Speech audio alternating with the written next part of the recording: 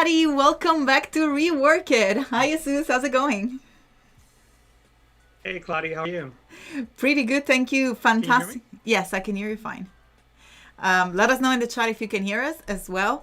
It's fantastic to see here all these amazing people. Hi, Michelle, Andreas, Sam Peterson helping us in the chat.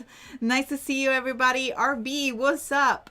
And we have Sean as well in the chat. Fantastic. So today we're going to be starting with a wonderful Rework It on Photoshop. But before we get started, Jesús, can you tell us a little bit more about Rework It and what it's about, and give a good morning to everyone while I'm going to be jumping into your screen?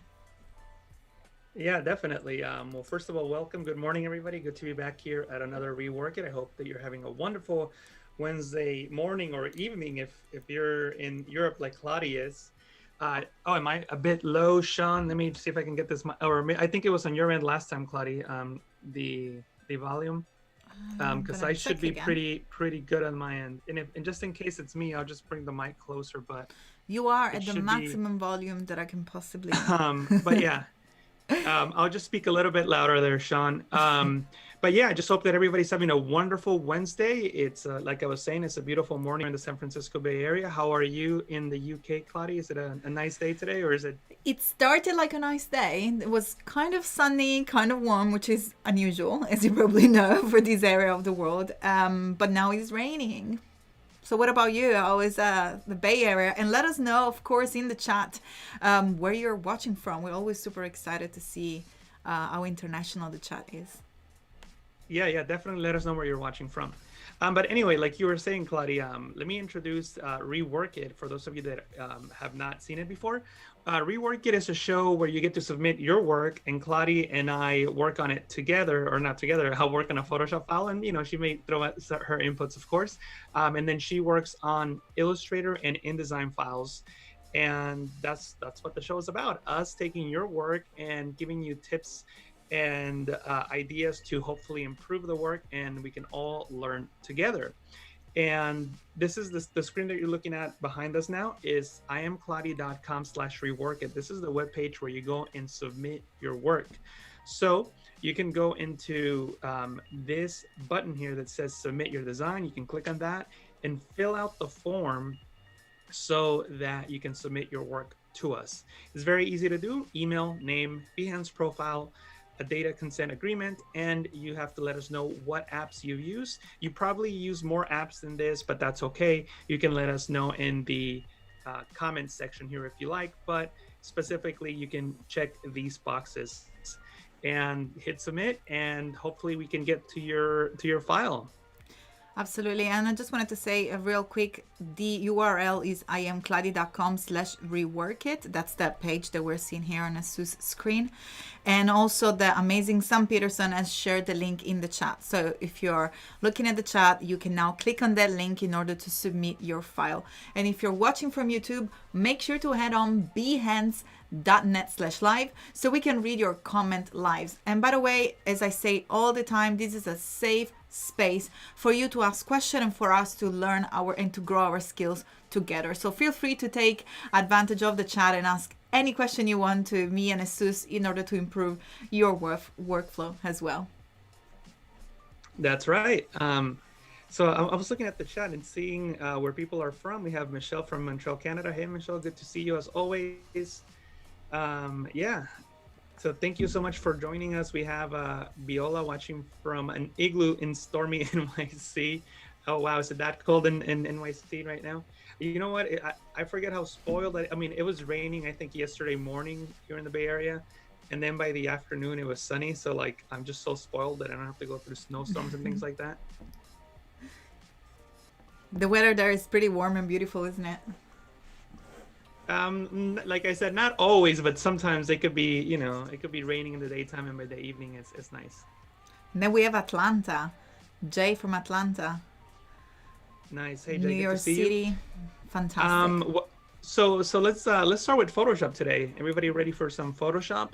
What we're gonna work on today is a photo that was submitted by Stephen Booth. This is his profile here, Stephen Booth 1 at Behance.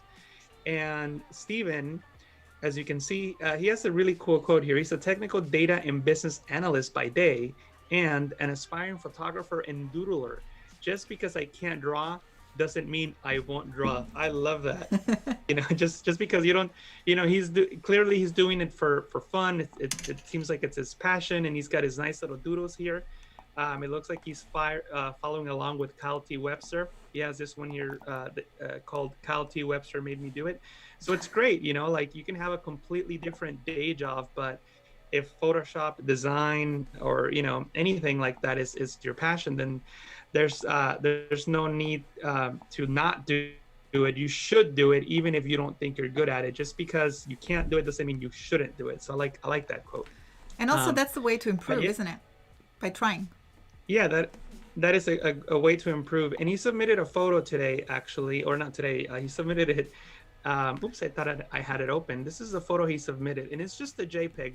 But you know, like the interesting thing about this photo is a question that I get, you know, a lot. As you guys know, I have a YouTube channel, and people submit photos and questions all the time.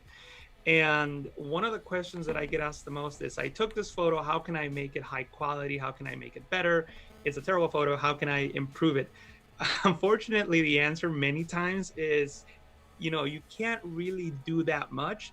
The lower the quality of a photo you start with, the less you can do afterwards. So always try to get the best composition in camera, try to get the best lighting, try to get all these things right in camera, because there's only so much you can do in Photoshop. And the worse the quality is to begin with, the more difficult it is to actually fix. So when you have it, well, so, you know, having said that, what do you do when you're in a situation like this? When you have this photo, you want to improve it, you want to make it more quote unquote high quality. You know, what can you do? And there's a couple things you can do to sort of make it look a little bit better, but at the end of the day, the quality itself won't be better. You're just kind of tricking the eye or fooling the eye into thinking it's a more quote unquote high quality photo. So that's one of the reasons why we chose this photo for today. It's a question, like I said, that I get asked often, like, how can I make this photo high quality?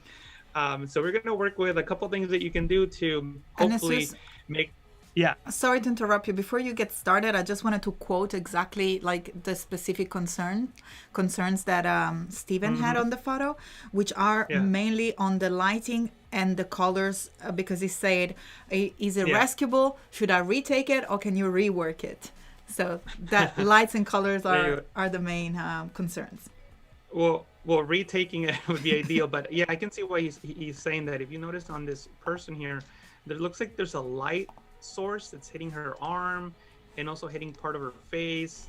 So there's, you know, there it is again. So there's a couple lighting issues, obviously composition issues. There's nothing we're going to be able to do about that. Unfortunately, the microphones are covering, you know, all of their faces. That's, you know, usually not a good thing. So, you know, we're stuck with that. We can try photoshopping them out, but at the end of the day, it's going to create a lot of work, and it probably wouldn't look that good anyway. Also, we have a lot of distracting elements here on the right, and this sign here as well. So why don't we just start right from the beginning and see what we can do to fix this image. I'll start just by, you know, focusing on the background to begin with. And what I'll do is I'll try to separate the foreground from the background a little bit, try to create some depth of field. So I'll start by blurring the background just a little bit. They're really close to that back wall, so I can't blur it too much or it would look fake, but I can blur it a little bit, and hopefully that can make them pop from the background and look, you know, more quote unquote high quality. So what you can do is to select these three subjects. You can actually, first of all, you need to duplicate the layer. So you can click and drag it into a new layer icon to duplicate that layer. And we'll work with the bottom layer here. And in Photoshop 2020, we got the object selection tool. So this tool is about a year old now, and this is a great tool. Make sure that you have lasso selected. And what you can do is just click and drag over a subject like so.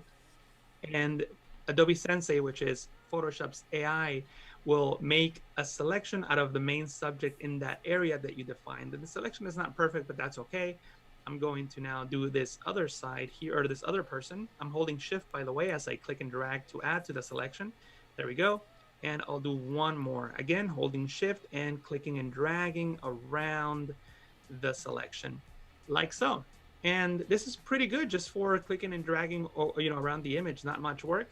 What I'll do now is switch over into the quick selection tool, and I can just drag and select that divisor. I'm not even sure what that is. Is that like a teleprompter? I don't know. Somebody who's into music or Let us performing could know. let me know what that is in the chat, because I don't know what that is. And But also, anyway, the point is sorry, that we have Sean that is trying to contact Mr. Booth. So he actually DM, send him a direct message to let him know that you're working on his photos. I love that, Sean. That was super cool. awesome. Well, he might be doing some data processing right now. What I'm going to do now is hold Alt on Windows, Option on the Mac, and click and drag in between their arms to, create the space in here between her arm and her body. And again, you don't have to be perfect. You just have to get it close enough, and you'll see why in a moment. So once we have a decent selection, doesn't have to be perfect, like I said.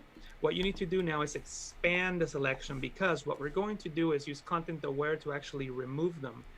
And to do so, you can go, well, first of all, you need to expand the selection. So to do so, you need to go into select, modify, and expand.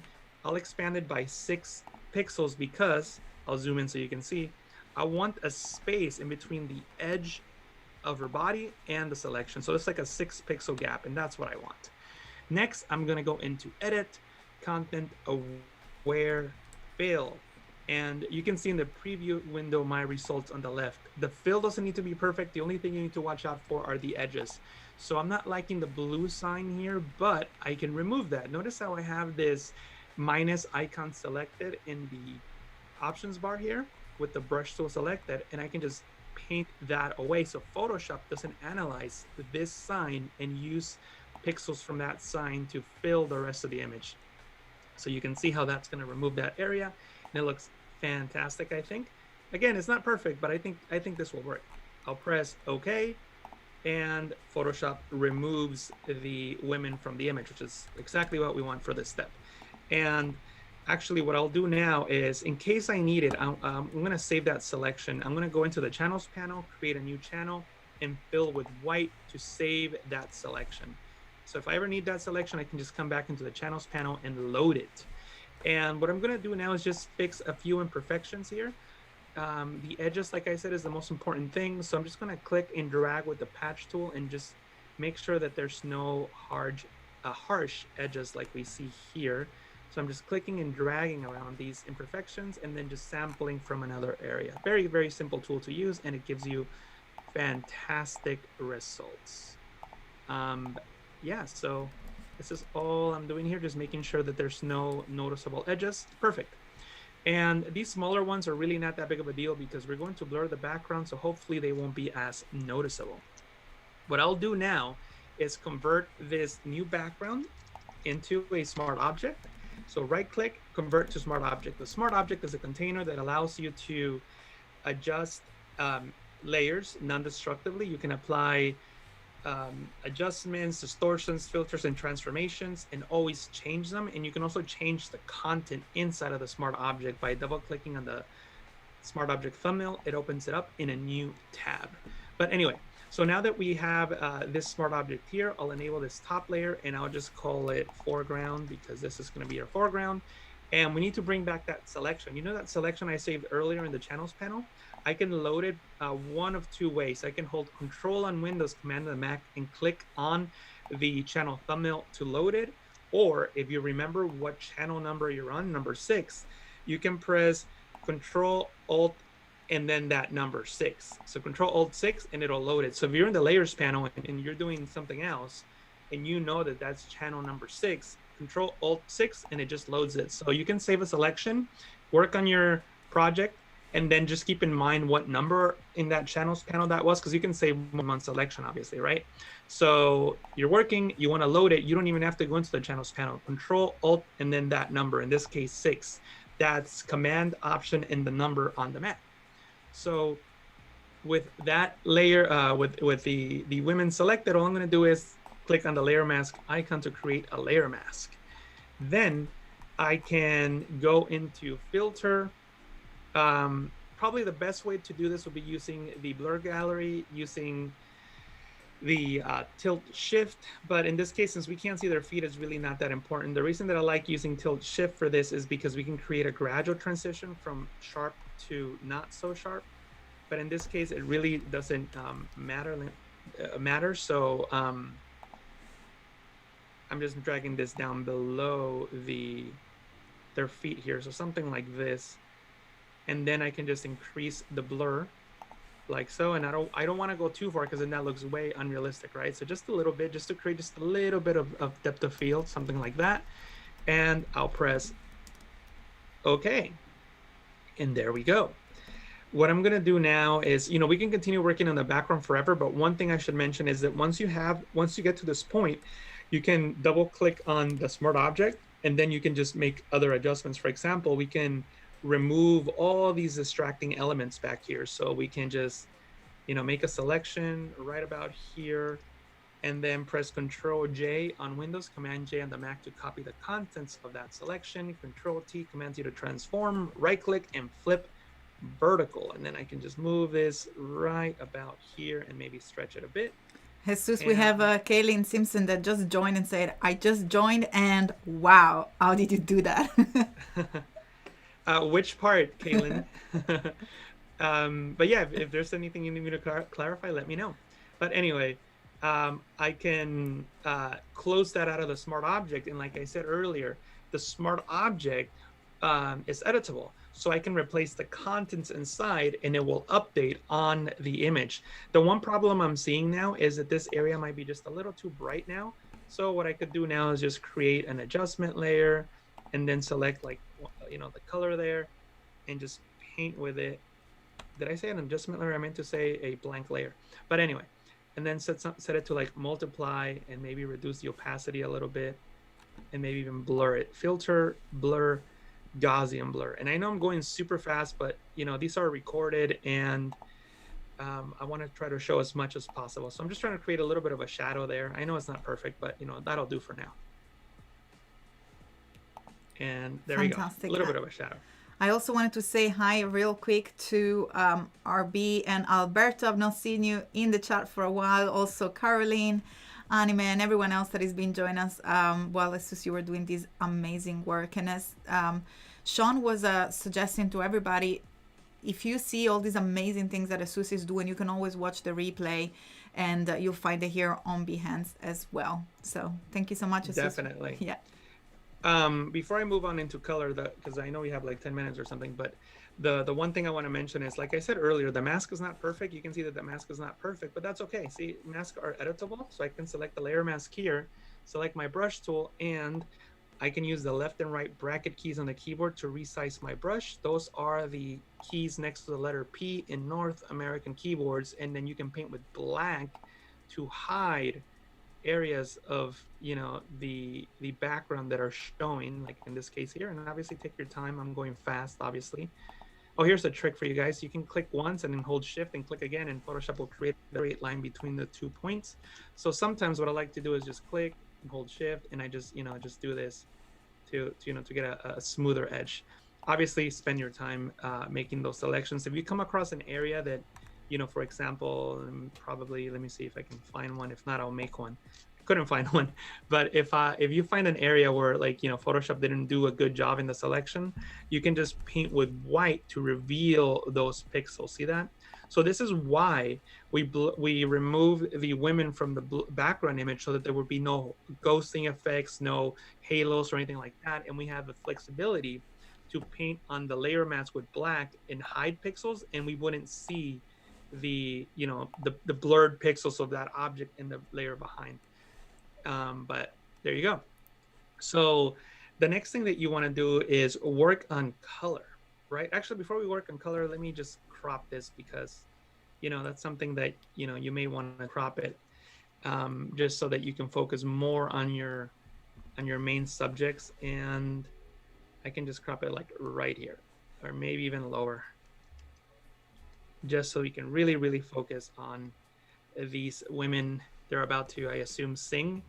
And what we're gonna do now is, like I said, work on the color. And as I mentioned earlier, there's a harsh, pink looking light. I'm guessing this is from either a projector or something. I'm not sure, but the point is that it really damages the skin tone. So you can fix them by creating a solid color fill layer. But before you do, make sure that you select the eyedropper tool and select the color that you want to start with. This is not necessarily the final color, it's just something that you want to start with. So find either in this image or another image a skin tone that you like, click on it. Make sure that you use something like 5x5 average instead of point sample. Point sample means that when you click on that part of the image, Photoshop will look exactly at the pixel that you clicked on, and that's the color that you'll select. But sometimes that could be misleading, right? If you have an image with a lot of noise, especially a lot of color noise, you might click on a pixel that doesn't represent the color in that area.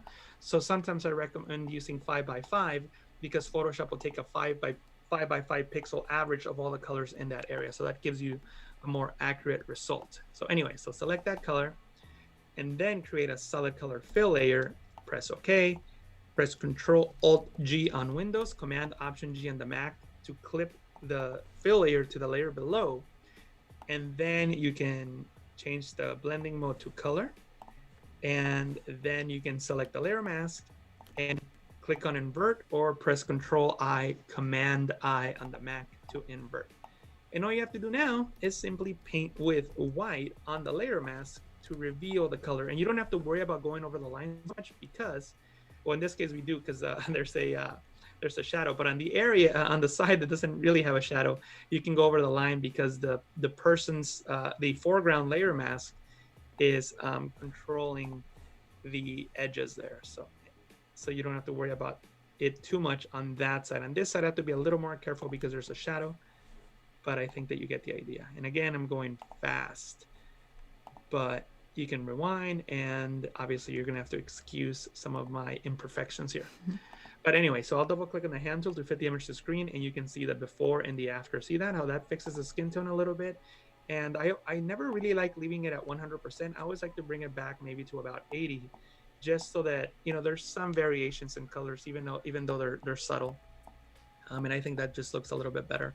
So again, before and after, and you can do the other hand. You guys are starting to see what I was talking about earlier, right? The more, the less the quality, the worse the lighting, the worse that the quality is to start with, the more work you have to do in Photoshop. So try to get as much as you can in camera, and that'll make your Photoshop work a lot easier. But anyway, so cool. I think we have about 5 minutes, at least for my part, and then it's Kladi's turn. Yes, in the meantime, I'm in the chat because I don't want to. I wouldn't want to stop you because you're doing an amazing job. So I'm just trying to say hi to everybody. You can see Kathleen in the chat, Andrea Soler.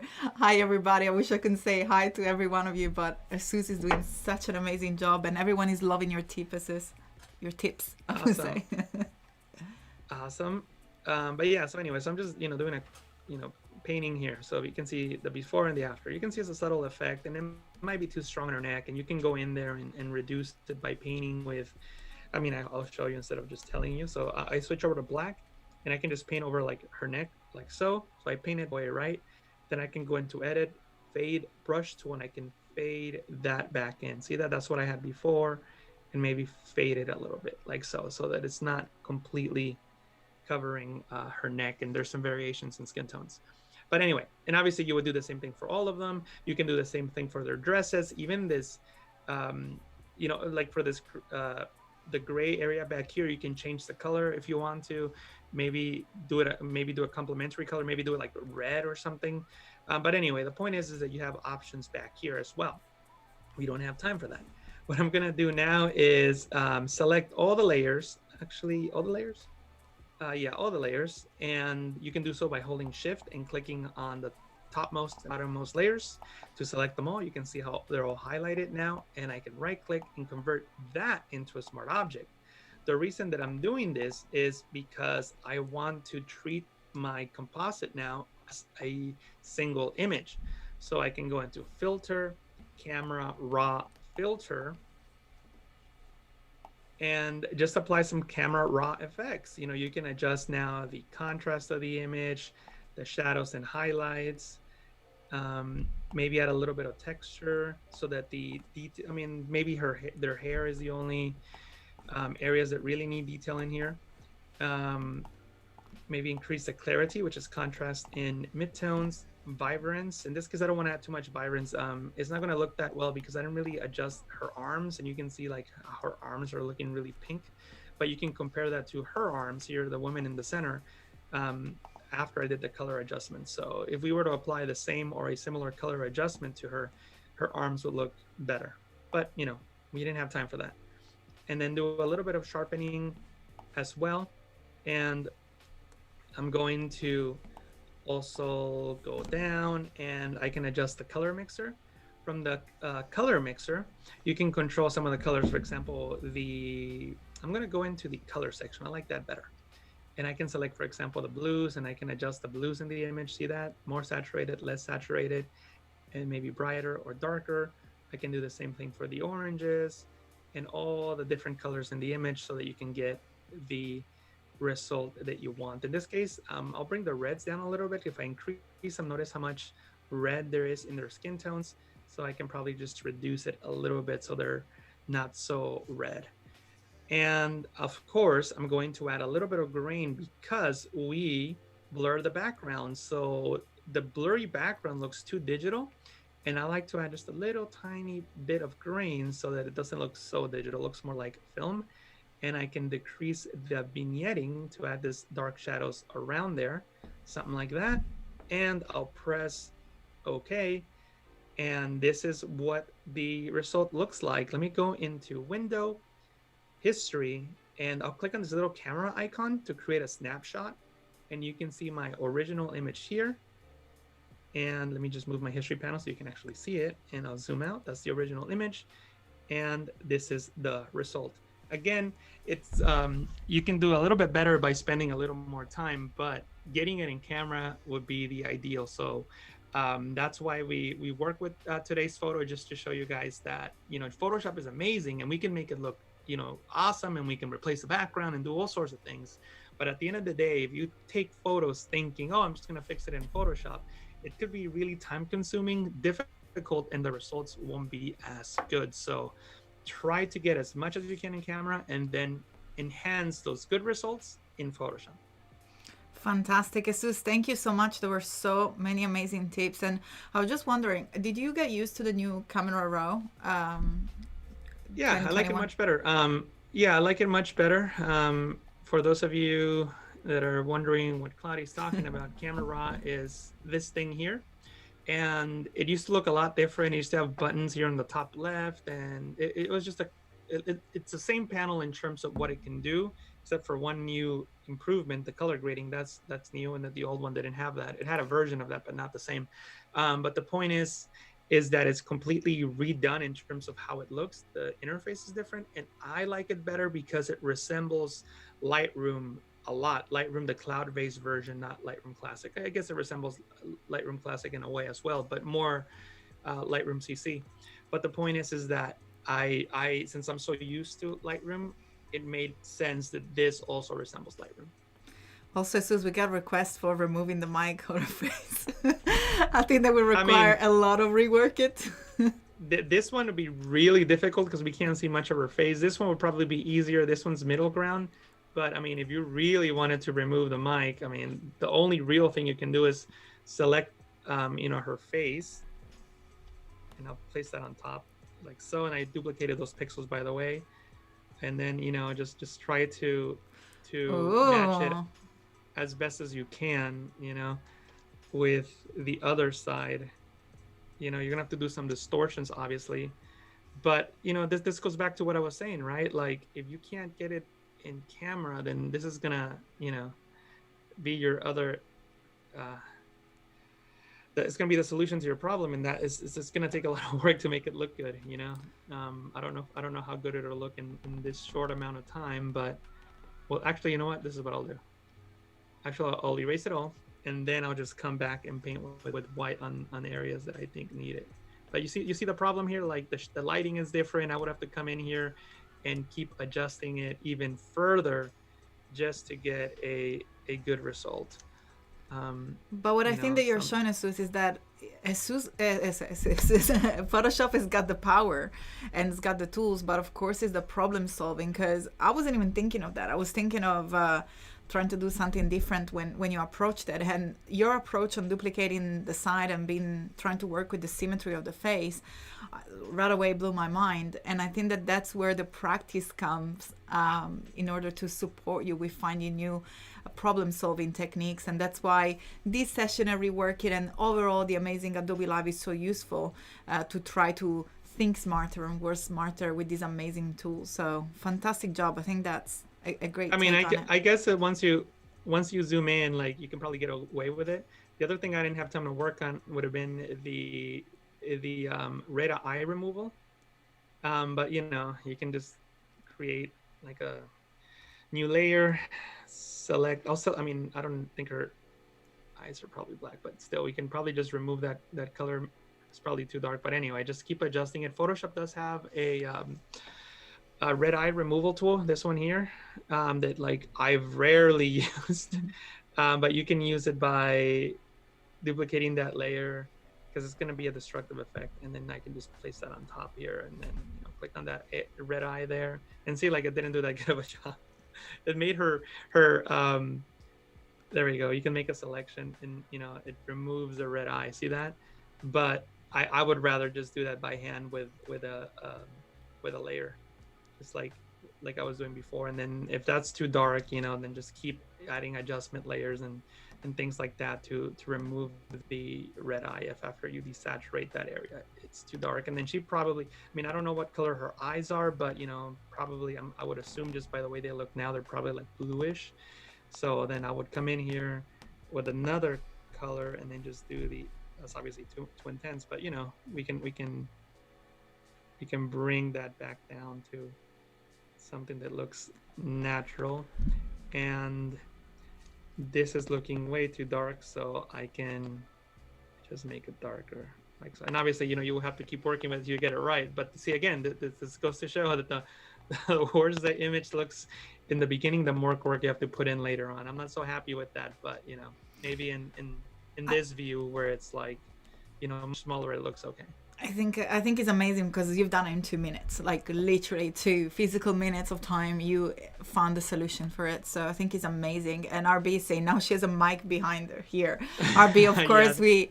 You know, Sus was trying to offer you solutions, and it will require much more time to refine it. But at least you know which tools to pick on and to work. And also, Sus, because I was saying that Photoshop is powerful.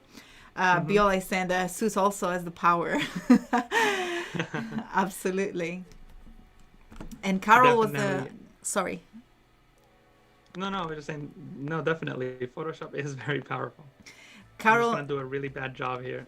Yeah, go ahead. In the meantime, Carol was the person that suggested the removal of the mic, and she's saying that it's already so much better. So, I mean, that's the beauty of working with other people's file, that you really have to find solutions on the go to try to clean it up. And Jesus is really now want to show his power by doing a very super quick last editing. And I mean, that's amazing. I love what you've done from the very beginning with the background up to now. If you can show another time, like the before and after of the overall picture, if it's not too much.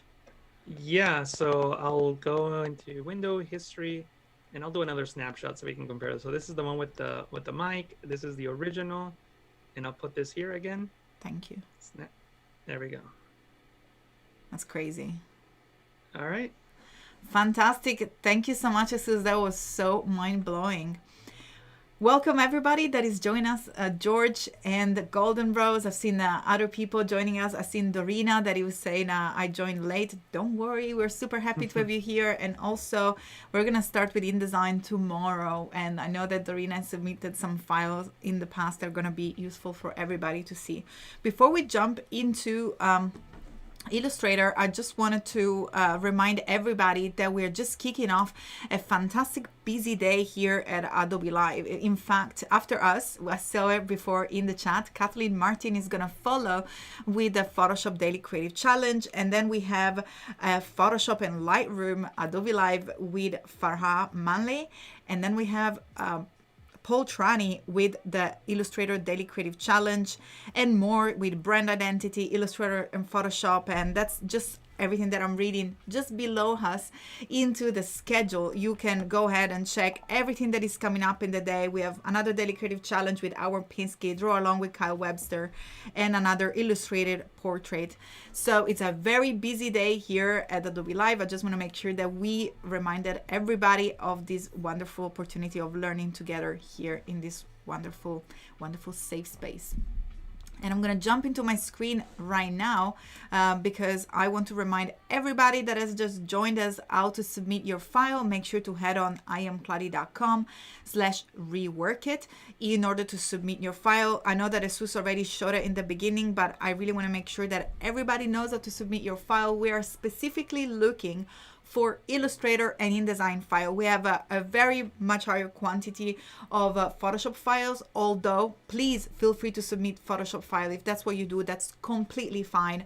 I just wanted to say, if you do in particular send us InDesign and Illustrator files, you have more chance to get featured because we have lower numbers in those using these apps. So submit your file, click on submit your design. The form is super easy. We just need your email, your name, your Behance profile, of course, so we can give you a shout out, and data consent. Just you agree for us to show the file, and then just check which app have you used. Last but not least, very important, you can tell us where do you need help in your file by filling in the last little part of the form. You don't have to, but it's nice to know where we can help you.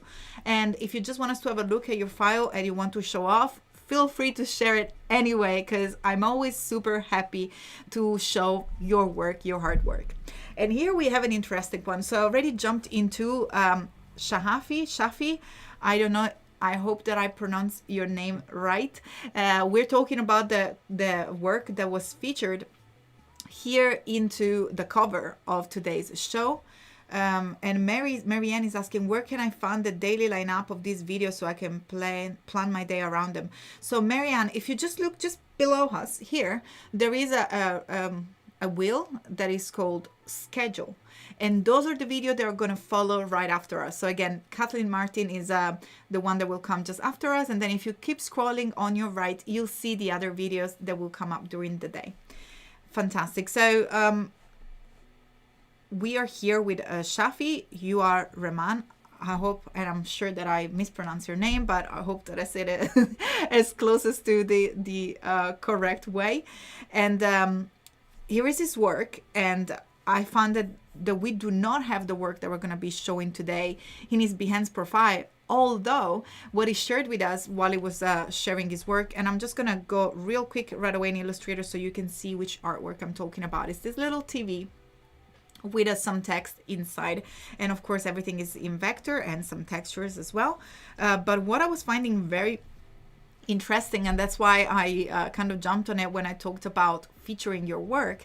So what Shafi has done is he created a video on his YouTube channel showing how he created this file. So if you're wondering how to create and redo this file from scratch, there is an instructional videos there. And of course, I'm going to give you some tips. So maybe you can integrate and you can get started with the basics of the TV construction, which that looks very beautiful. And then I'm going to give some tips to rework it and to perhaps improve or just give it a different take if you like to this artwork. But he has a channel that is called Morning Graphics. So I'm just gonna move it on the side because I think that me and Jesús are just sitting on top of that. But if I just, here we go. I'm just gonna scroll a little bit higher up so you can see. So his channel is called Morning Graphic, and there is a television illustration in Adobe Illustrator tutorial in which he shows exactly step by step how he's built his TV. And here we go. I'm just gonna scroll it to the end so you can see that that's exactly the final work, which I think is super, super exciting. And by the way, since we are on YouTube, I want to give a shout out to another amazing person who does video tutorial, and his name is Jesús Ramirez. You guys might know him. And he's a Photoshop training channel on YouTube. If I can spell. I really cannot spell, but Photoshop training channel, here it is. That's Jesús Ramirez. tips and videos on YouTube. Go and give it a Thank follow. you so much. And there are so many amazing tips. I mean, I watch his videos still to learn all these amazing techniques. But let's go back to Shafi and of course Illustrator in order to tweak these illustrations. So first and foremost, very well done. It looks fantastic. It really caught my eye. I think that the structure of the illustration was really on point. It looks very beautiful. I'm gonna zoom in into the details of the actual controls and the texture that is used. I love this little gradient to create a chrome effect. So I would say definitely well done. There were only a couple things that really caught my eye, and it's just because it's done so much in terms of creating the actual TV and the graphic inside of the TV, which is, I believe, his logo, because we've seen Morning Graphic was his YouTube channel. It looks a little bit flat. Jesús Viola says that she spends a lot of time on that channel. Yeah. Thank you, Viola. So as I was saying, it looks a little bit flat, especially because we have that line, and I'm gonna go ahead here with my mouse so you know what I'm talking about. So you have that line here that is curved, which is completely fine, because we know that the majority of TV, especially the old TV, this one looks like an old school TVs, they have this convex, is it called convex when it sticks out? Jesus, help me with the English word, because it's concave and What do you mean? convex. When there is a like You mean the screen, the CRT? Yeah, I believe so. I can tell you in Italian very well. But all I'm trying to say is the glass that is on top of the TV has got almost a sphere form. So there is one side that sticks out. I don't know if it makes It's rounded. Rounded, yeah. Thank you so much, Ife, to help me with the English here. So we have this curve that is mimicking the curved side of the glass, but the text doesn't follow this shape. So we have this beautiful 3D looking and you know, illustration of the TV where we are really seeing some depth, and then we have this graphic which it looks just pasted there, and that's something that you really don't want to do, because you want to make sure that there is nothing that of this design that is in contrast, because you really wanted to make sure that everything looks like it belongs to the same scene. And unfortunately here it's not happening. There are a few ways though in which it can be easily improved. Kristen is saying convex. Thank you so much, everybody. I just wasn't sure if it was the correct term, but yeah, convex, fantastic. So the way that there are different ways in which we can achieve that, and I'm going to show you a few of them. So the first way will be to all I've done here is to select. So I'm going to click on the first shape and then hold shift and click on the rest of the shapes that we want to edit, and then by holding shift and clicking on the other one, we are actually including all of them in the selection. And by holding the option key on a Mac, which is Alt on a window, you can click and drag and just create a copy, just like I did a second ago. And I'm going to zoom in so we can really focus here on these text and artwork. Fantastic. And if you now, once you selected, you see that the text is actually live, so we can potentially edit it. But what I want to do is to transform it into a shape, so we can work with it in a little bit more flexible way. You don't have to, you can keep it live, and I'm going to show you. That's why I created two copies, so I can show you both examples here. But in order to transform everything into a shape, we can use the wonderful shortcut, and we can, oops, and by the way, I started a little convex and concave thread on the chat, which is fantastic. And I love RB little reminder there with the cave for concave. I think that's super cool. So I'm going to go ahead and outline both the text and the lines. I'm going to start with the text by using the selection tool and selecting the text, and then use the shortcut Shift Command O. That's Shift Control O if you're working on a window. And as you can see with this shortcut, we just turned our editable text into shapes. You can double check that you're working with shapes by using the shortcut Command Y, that's Control Y on a window. That will show that there is an actual hollow shape. So it basically shows the outline of our shapes. While when we are dealing with the text, here it is. That's the difference. We have a text that is usually with a black fill, and then of course is editable. So we have this vertical line that moves around each character to show us that we can change the text. While in here we just have literally shapes. And also it's very important, a very, very big distinction is that we have this line underneath the text. And if we're working with a shape, we have our vector points that are appearing when we select. Vector points are here around the text. So that definitely let us know that we are working with a shape. Right, so now it's time to also convert these strokes into a shape. And I'm gonna click and drag to select all the elements by clicking and dragging over all of them. And by holding shift, in this case, I'm gonna go and select the text in order to exclude it from the selection. And from here, I'm gonna go ahead under the object menu on the top, select path, and from there outline stroke. And here it is, same thing here. We transformed the line. Before we could see, and I'm going to show you on the previous, on the other copy, you see that the color sits, the line sits in between the color, so the stroke is actually applied in the middle of the stroke.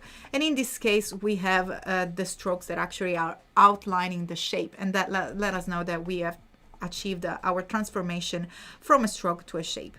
And I'm going to go back and select all these elements, and in order to work with them together, once I select them, I'm going to head to the properties panel on the right and scroll down in order to use the unite option from the Pathfinder menu in order to unite all these shapes into one. Something that I will keep my eyes on, and that's, again, that's just me, that's completely up to you, are the distribution of the text and the type. So it seems like the lines are way shorter than the text, and that will bug me a little bit. I like to have everything symmetric, but that's a stylistic choice.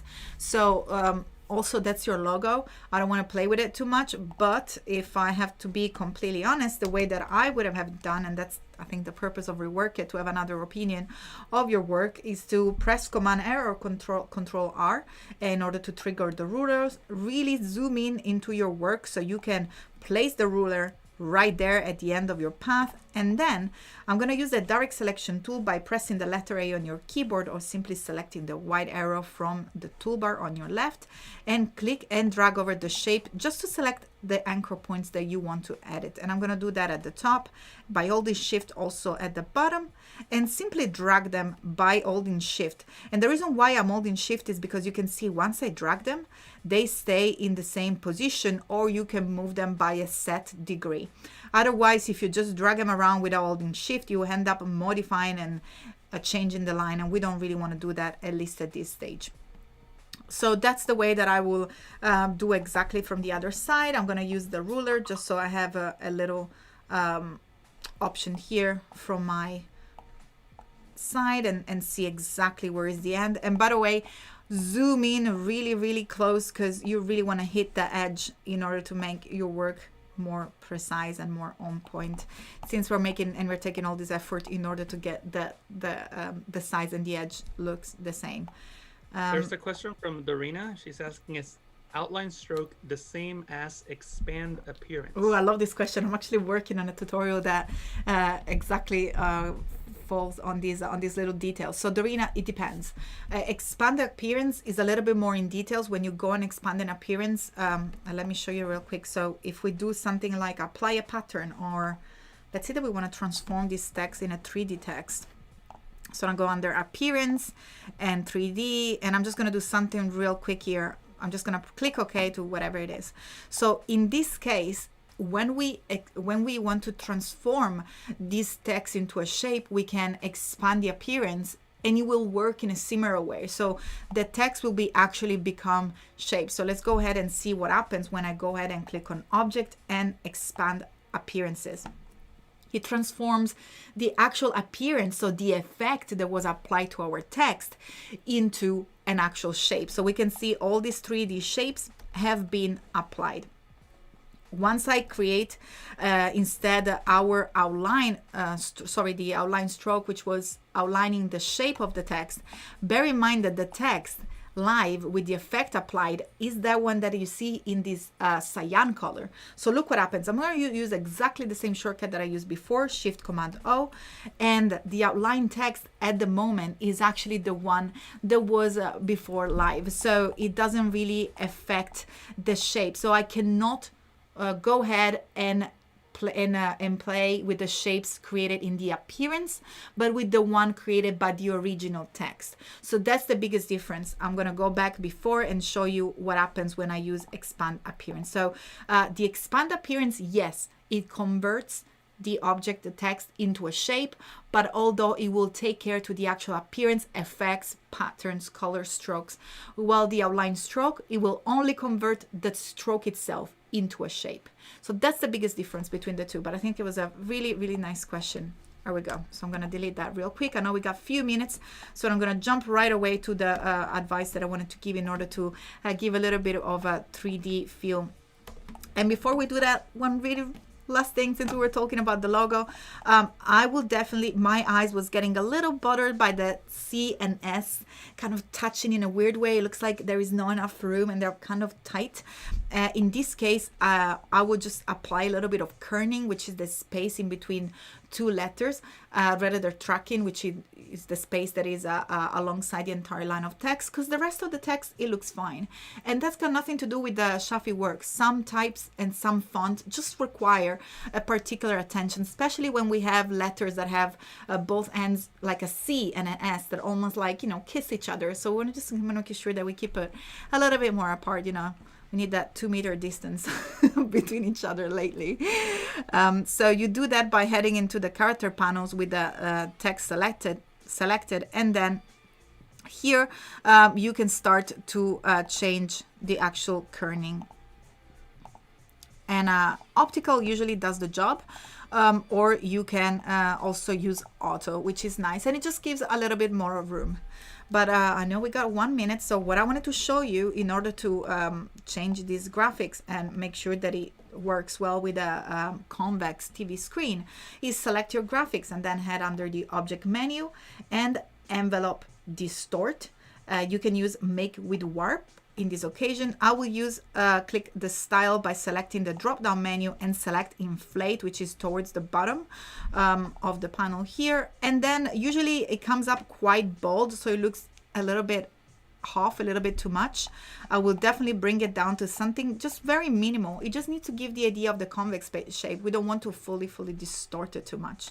So maybe 14, maybe that's too much. But the beauty of it is that once you click on OK to the warp option, then you have these little anchor points which belong now to the warped effect. And Dorina, going back to your questions, in order to expand the shape back, in this case, you will not use the outline stroke. You will have to go back and use the expand appearances.